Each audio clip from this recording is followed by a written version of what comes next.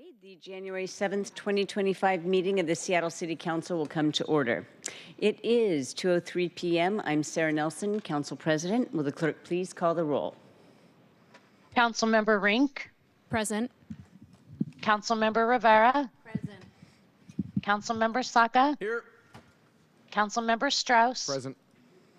Councilmember Hollingsworth. Councilmember Kettle. Here. Councilmember Moore. Present. Council President Nelson. Present.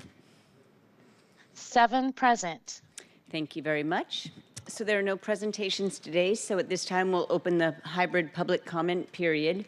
Public comments limited to items on today's agenda and the introduction referral calendar in the council work program. The clerk, how many people are signed up to speak We have today? 3 in person and 2 remote. All right, let's give everybody 2 minutes and start with the in-person commenters. Speakers will be called in the order in which they are registered. Speakers will hear a chime when 10 seconds are left of their time. Speakers' mics will be muted if they do not end their comments within the allotted time to allow us to call on the next speaker. We'll now begin with our in-person speakers.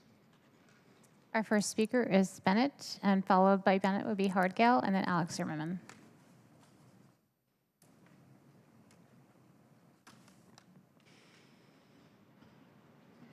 All right, good afternoon, Council. So since the last time I was here, you all know Chief Adrian Diaz got fired by Bruce Harrell for allegedly promoting someone in the department that he was having an affair with. So I think it's instructive to compare that situation to the issue that I keep bringing up about how the city attorney put out a press release saying they were disqualifying Judge Pugliese for hearing criminal cases on the basis of alleged incompetence. Now, I've talked about this before, just go over it again. City attorney put out a press release saying Judge Pugliese improperly dismissed a case and improperly found that a defendant was in compliant with treatment requirements, even though the defendant never got on the transport van to go to treatment.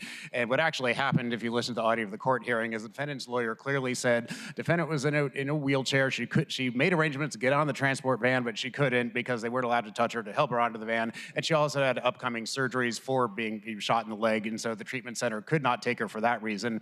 And besides that, Judge Pugliese actually did not dismiss the case and actually deferred making a decision about compliance. But so in both cases, every part of the city attorney's statement about how she handled the case was false. Now, remember when Bruce Harrell fired Adrian Diaz, he said, honesty and integrity are fundamentally important characteristics for all city employees. Stated more simply, if you lie, you cannot serve the community as a law enforcement officer. Okay, but the person who wrote that memo with the false accusations against the judge was Natalie Walton Anderson, who, as you know, is now Bruce Harrell's public safety director. So it's kind of like, what are we doing? If you do an apples to apples comparison of what the city attorney did versus what Chief Diaz did, I actually think what he did was not as bad. I mean, if you ask, why is it bad to promote somebody you're having an affair with? Well, because the person might be less effective and you're depriving another person of that job. But what the city attorney did directly deprive somebody of their job, reduce their effectiveness to 0. The other judges had to pick up the slack, and also trash the person's reputation in the process. So yeah, so what I think the city attorney did was worse. I'm going to be asking for office hours with a council member to put out a resolution asking the city attorney to answer these questions. Thank you. Howard?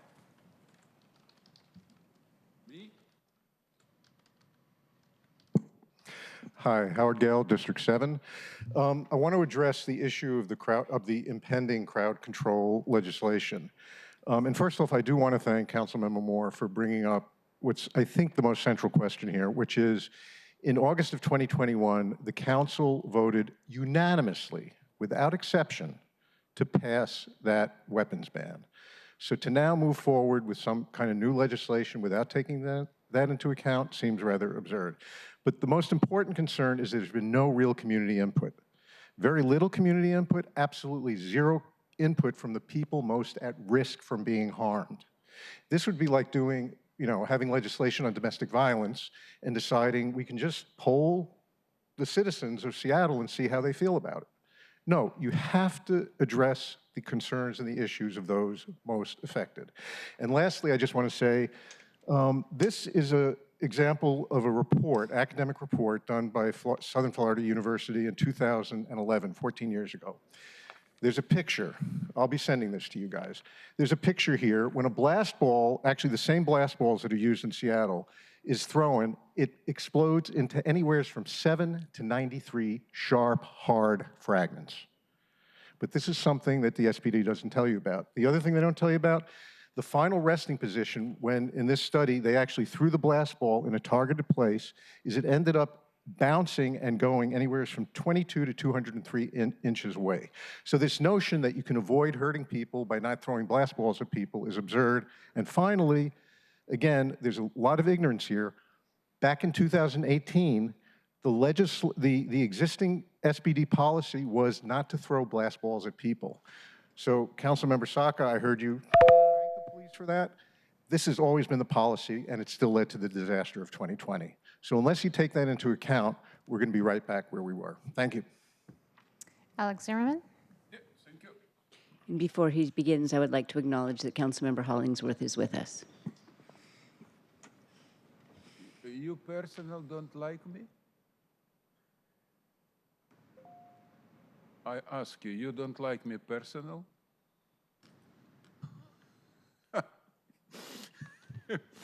The Heil, Dory, dem Nazi, Gestapo, fascist, bandita, a mob bandita. Yeah, my name Alex Zimmerman, I'm president of Stand Up America. All internet right now, you know what is mean talking about Democrats, is a mob, and bandita, what is not accept different opinion. It's never happened before, and I come for this place for 20 years. It's because Trump come, and I support Trump from beginning, from first day, in all my statement for last 10 election. Yeah. So situation right now very simple. How we can change this? How we can bring Trump new American revolution to acting? Because right now as goal to everybody clean this chamber totally, because you all identical, you all bandita, you all mob, you know what it mean, and you acting exactly same for 20 years, what is I come here every day. And look, room is empty right now. So something happened right now, what is I never see like this before in my life, almost in my life. Because when people don't come, there's not more respect you. When they not respect you, you're supposed to be change something. Supposed to be bring people who can do something good for everybody. You destroy the city totally under my eyes. Look what has happened now. No one positive decision for last 20 years. No from council, no from mayor. I ask you open better room in City Hall for 3 minutes, 1 time per week, so we can go and speak without your control. And no one, 10 years, supports it. Viva Trump, viva New American Revolution. And I speak right now to these 700,000 cockroaches. Stop and doing this. Thank you. And we have one more. Zimmerman, I will say that I was hoping to start the new year on a positive note. I will remind you that that is abusive language, which constitutes disruption, which is against our rules. This is a warning. Please stop that. Go ahead, I'm sorry. And we have one last in-person speaker, Kathleen Brose.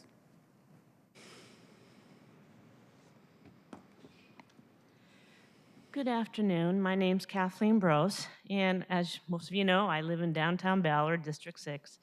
As we begin this new year, I urge you to remember that you are legislating laws that affect almost 800,000 citizens, and not just the noisy rabble that often shows up in these chambers, although it's quiet today. You all have big hearts, and you want to help everyone and address past injustices. I ask that you stay focused on what is happening in Seattle today. First of all, stop creating and raising more taxes and interfering with the free market economy. Focus on cutting expenses, please. The middle class, they are hurting. I'm trying to remain a member of the middle class, and it is difficult. The increase of the minimum wage has led to even more small business closures, decreased customer volume, and less jobs, especially in restaurants.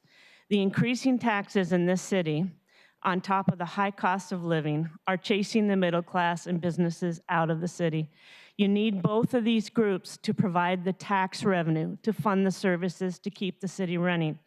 Continuing to attack successful entrepreneurs and high wage earners, which I am not, I'm a senior now, and expecting them to bail the city out for fiscal irresponsibility is not prudent.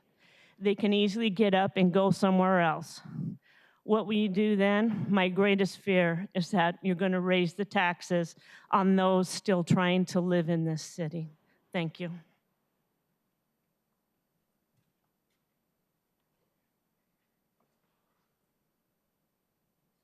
We'll now go into now remote move- speakers. Thank you.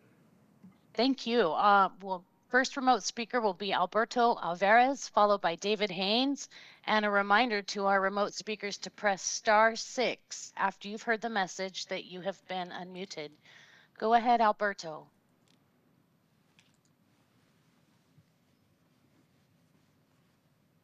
How do trees in Mont Lake help a newlywed couple buy their first home in South Park? How do trees in North Queen Anne help a black family redlined by history back into the home where their grandparents lived? How do trees in Madrona help a young college student get to work from White Center to their barista job on Capitol Hill?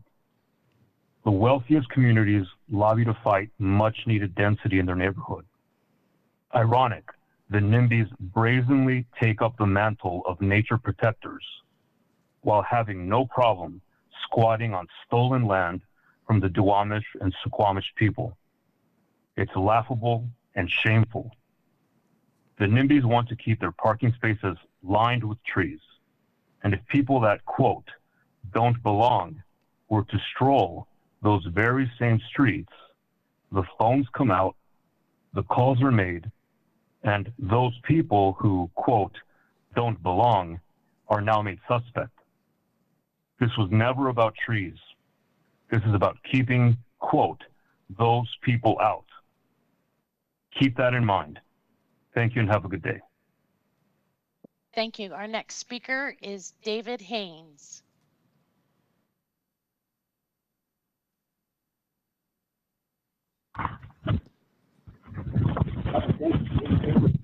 I wanted to point out that if you want to keep using the blast balls, you got to use it on the open air drug markets that are little predators to get away with it. And we need some public safety laws that specifically point out to all these cops who need to be deployable criminal fighters to actually be able to surround like 20 junkie thieving lowlifes and stop their predatory drug pushers on the bikes and the scooters and trespass them all and bring them to the like question room and find out where they keep getting it, and maybe like take a drone and follow some of them back to find out where the stash in the whorehouse or rape house is. But you know, we have a need for a 21st century first world quality housing build out, and I don't think it's fair that the comp plan accommodates people who are speculating in the housing market as opposed to younger generations that need a robust build out of homes that are more enjoyable living spaces, instead of like watching your back about all these junkie thieves that are roaming around the neighborhood, empowering a methadone clinic for 23 hours, alternatives that leave them drooling, that just bother people in a different part of the neighborhood, acting like you're solving a problem where the root cause is still the exemption of the drug pushers.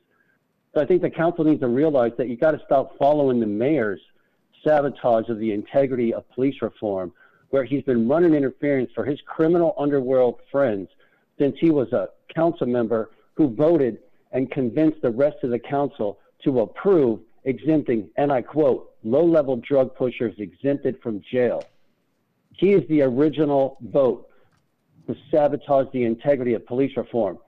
And people have gone along with the mayor's choice and on every single police chief who's been trained to purposely exempt drug pushers and not train cops properly. They need to have overtime fighting crime. Thank you. That's our last remote speaker. Okay, folks, we've reached the end of our public comment period, and the public comment period is now closed. If there's no objection, the introduction and referral calendar will be adopted. Hearing no objection, the introduction and referral calendar is adopted. And if there's no objection, the agenda will be adopted. Hearing none, the agenda is adopted.